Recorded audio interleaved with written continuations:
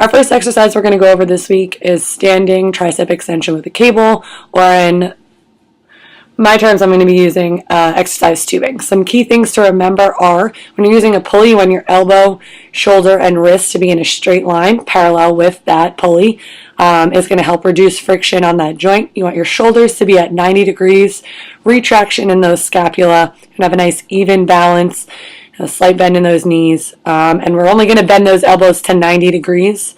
Not anything less than that, and we're going to extend all the way down. We're going to make sure that we keep our shoulder and our elbow still in a straight line, so that way we are isolating the triceps. So what that looks like is right here. I got my elbows at 90 degrees.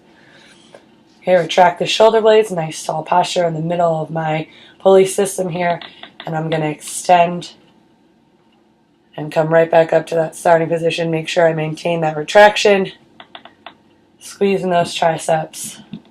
Slight bend in the wrist as we extend those arms down, and then bringing them back to that straight line 90-degree angle. And that's our standing tricep extension. For our second exercise this week, we're going to go over how to do a standing dumbbell bicep curl. Some key points to remember with this exercise are to have a split stance. You want one foot slightly in front of the other, and you want your feet no wider than hip width apart, so that we ensure that on our curl we don't hit our thighs or our hips. We want to make sure that our shoulder and elbow stay stabilized to allow for true isolation of those biceps. We want to make sure our head is level and looking forward. Our shoulders are at 90 degrees.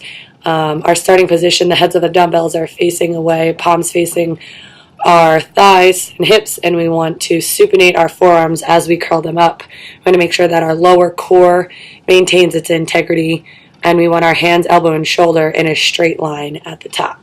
So what that looks like here, you can kind of see my split stance. I got my right foot slightly in front of my left.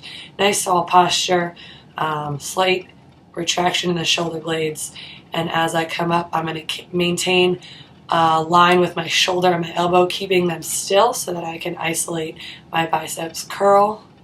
Coming up, gets a slow and controlled movement. I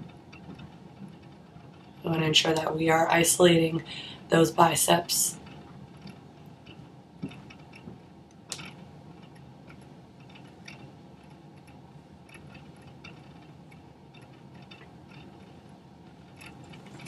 And that's what our standing dumbbell bicep curl looks like.